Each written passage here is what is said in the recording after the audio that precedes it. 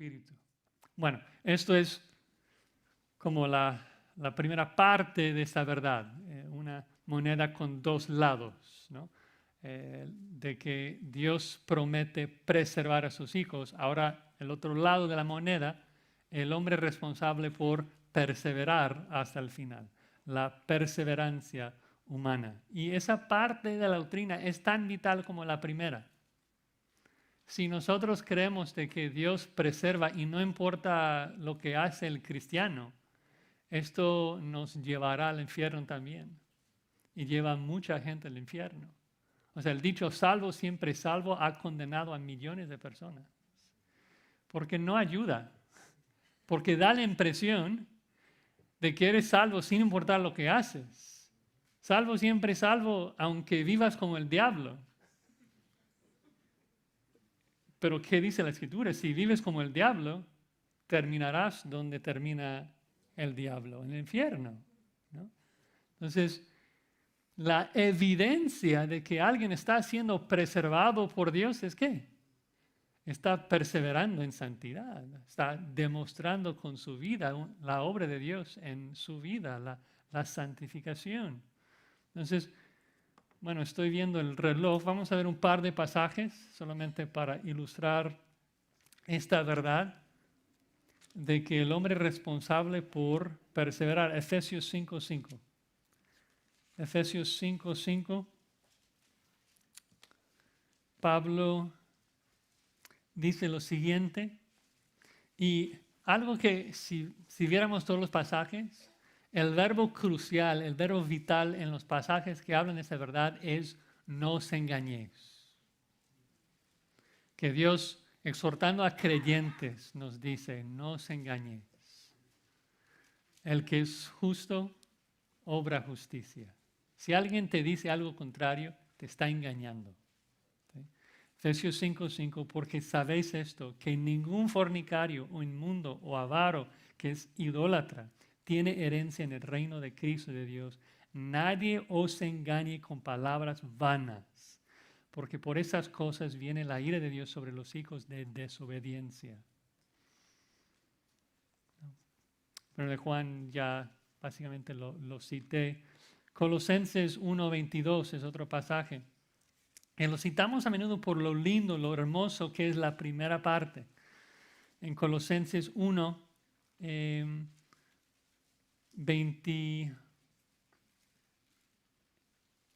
21 vamos a comenzar leyendo. Colosenses 1:21, vosotros también que erais en otro tiempo extraños, enemigos en vuestra mente, haciendo malas obras, ahora os ha reconciliado en su cuerpo de carne por medio de la muerte, para presentaros santos y sin mancha e irreprensibles delante de Él. Es como que qué verdad tan hermosa de que Cristo nos va a presentar delante de Dios totalmente irreprensibles, sin mancha, sin pecado, totalmente perfectos. Pero ¿qué dice el versículo 23? Esa primera palabrita tan importante. Sí. Una condición. Cristo te va a presentar delante de su Padre irreprensible. Sí. Si tú en verdad permaneces fundados y firme en la fe, sin moveros de la esperanza del Evangelio que habéis oído. Porque si no, si tú te mueves de la fe, si tú te mueves de la iglesia, si tú abandonas, Cristo no será tu abogado en ese día. Te va a presentar delante de su Padre en todo tu pecado y te va a juzgar, ¿no? Según la Escritura, tú tienes que perseverar, ¿sí? Si no, no llegas al cielo. José, estás diciendo que la salvación depende de mí entonces. Bueno, llegaremos a hablar de cómo se encajan la preservación divina y nuestra responsabilidad de perseverar. Simplemente quiero mostrarles de que no vas a llegar al cielo abandonando a la iglesia. No vas a llegar al cielo abandonando tu lectura de la palabra. No vas a llegar al cielo si dejas de orar, si dejas de amar a los santos. Imposible. Si tú estás vencido por el pecado, esclavo de pecado y vives en el mundo, imposible que llegues al cielo. La Escritura es clarísima. La Biblia nunca enseña que alguien es salvo sin importar lo que hace, ¿no? Entonces, ¿cómo explicamos esa aparente contradicción? Vimos que Dios siempre preserva a los suyos y luego que la salvación, o sea, llega al cielo, depende de nuestra perseverancia hasta el final. Bueno, primer elemento, lo que ayuda a entender. Si alguien no persevera hasta el final es porque nunca era creyente. La Escritura es muy clara en esto, de que si alguien no persevera hasta el final es porque Dios no le estaba preservando. Unos pasajes ya mencioné, Mateo 7, 21 al 23. No todo el que me dice Señor, Señor, entrará en el reino de mi Padre, sino los que hacen la voluntad de mi Padre, ¿no? Muchos me dirán, pero Señor, hicimos muchos milagros, y hicimos esto, el otro, venimos a la iglesia. Y yo les diré, nunca os conocí, apartaos de mí, hacedores de maldad, ¿no? Tal vez el pasaje más significativo sería 1 Juan 2:19. 1 Juan 2:19 lo citamos a menudo. Dice, salieron de nosotros, es decir, que no perseveraron hasta el final, sino que salieron de nosotros. ¿Por qué? Porque no eran de nosotros. ¿Y cómo sabemos esto? ¿Cómo sabemos de que si alguien no persevera hasta el final, nunca era salvo? Porque la señal, o sea, precisamente la señal de la salvación es de que perseveras al final. Dice, porque si hubiesen sido de nosotros, habrían permanecido con nosotros. Es decir, que fruto necesario de la salvación es la perseverancia hasta el final. Cada cristiano, cada persona que Dios salva, persevera hasta el final. Si alguien no persevera hasta el final, es que nunca recibió la gracia de Dios para ser salvo. Ya habrían permanecido con nosotros, pero salieron para que se manifestase que no todos son de nosotros. Y uno más, Hebreos 3:14. Dice, somos hechos participantes de Cristo con tal que retengamos firme hasta el fin nuestra confianza del principio. Si no retienes firme hasta el final tu confianza desde el principio es porque nunca fuiste hecho participante de Cristo. Entonces, la explicación bíblica de por qué es que algunos de nosotros no perseveramos hasta el final es porque algunos de nosotros no somos salvos. Porque Dios siempre preserva a los suyos. Dios te preserva perseverando. Sería una manera de decirlo, ¿no?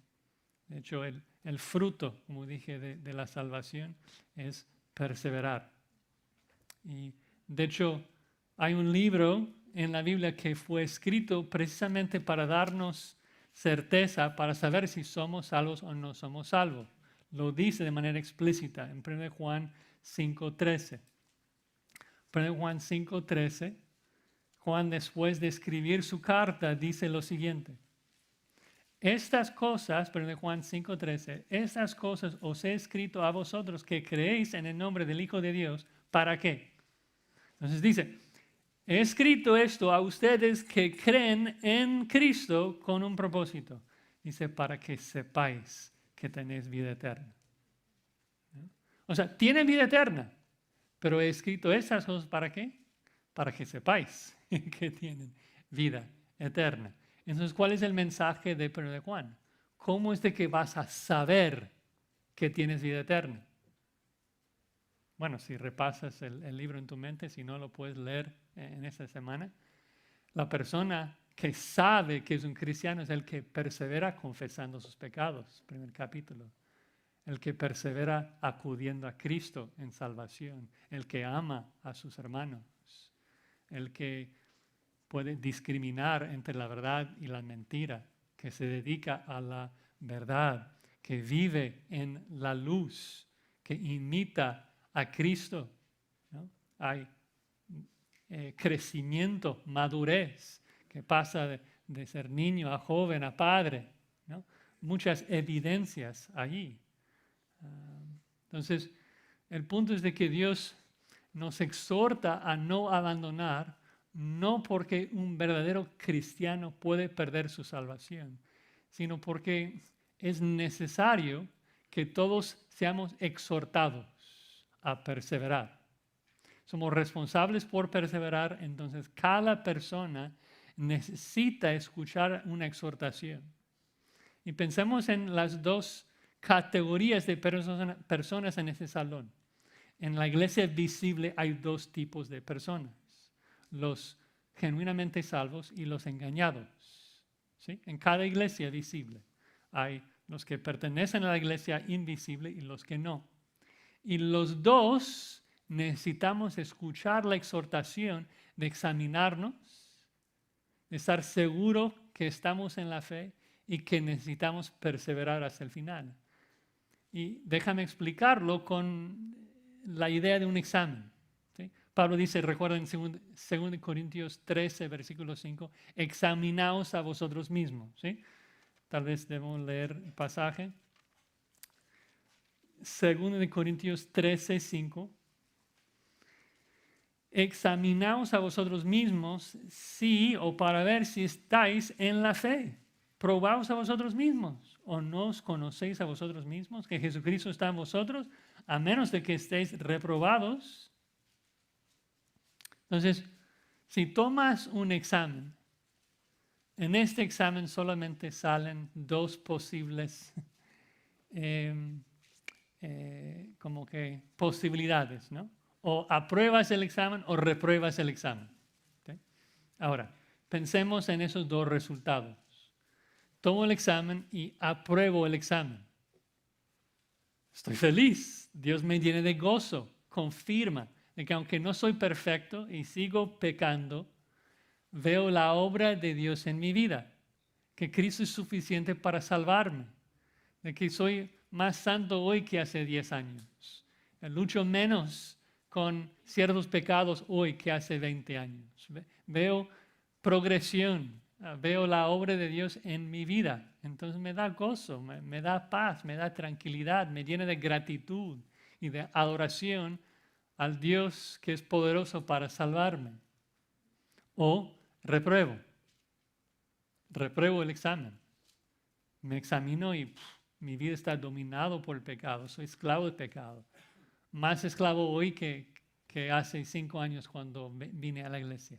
Lucho, pero no, o sea, sigo esclavo en pecado. Entonces, para esa persona, pues, dos posibles resultados, ¿no? En los dos casos, uno como que se arrepiente y si la persona no era salvo, pues Dios usa ese arrepentimiento para salvarlo. O la persona es un cristiano que estaba siendo dominado por un pecado y Dios usa el examen, usa la exhortación para regresarle al buen camino. ¿Por qué? Porque Dios preserva a sus santos. Es decir, que Dios usa la exhortación como medio de preservar a los suyos. Y eso es lo que vemos si regresamos a Hebreos 3, 12, de que nosotros también jugamos un rol allí de exhortarlos unos a los otros precisamente como medio de preservarnos aquí en la fe. Vean Hebreos 3, 12. Hebreos 3, 12. Mirad, hermanos, que no haya en nosotros, mirad, hermanos, que no haya en ninguno de vosotros corazón malo de incredulidad para apartarse del Dios vivo. Es decir, que cada miembro de la iglesia visible tiene el deber, la responsabilidad de vigilar por las almas de los demás, para asegurar de que nadie en esta iglesia visible no sea parte de la iglesia invisible. De que no tengamos gente incrédula acá, que quiere apartarse del Dios vivo. Por eso tomamos las cartas de asistencia, no porque queremos ahí anotar, no, porque si estás fuera 4, 5, 6 semanas, me preocupa sobremanera. No de que estás de vacaciones, si estás en otro país, qué bueno, que disfruten su tiempo, pero si estás apartando poco a poco, quiero llamarte hoy y no esperar hasta 6 meses, porque tenemos el deber de velar el uno por el otro. Dice versículo 13, antes exhortaos los unos a los otros cada día, entre tanto que se dice hoy, para que ninguno vean el énfasis. El autor de Hebreos no quiere que ni una sola alma se pierda. O sea, 800 personas que vienen a nuestro ministerio, el autor de Hebreos diría, no, o sea, cada uno. No quiero ver 799 de ustedes en el cielo. Quiero ver el 800, o sea, cada uno. Y por esto tengo el deber de estarles exhortando, animando a no abandonar. Y no porque un verdadero creyente puede perder la salvación, sino porque alguien que profesa ese creyente puede no serlo, ¿no? Bueno, nos da 5 minutos para la glorificación.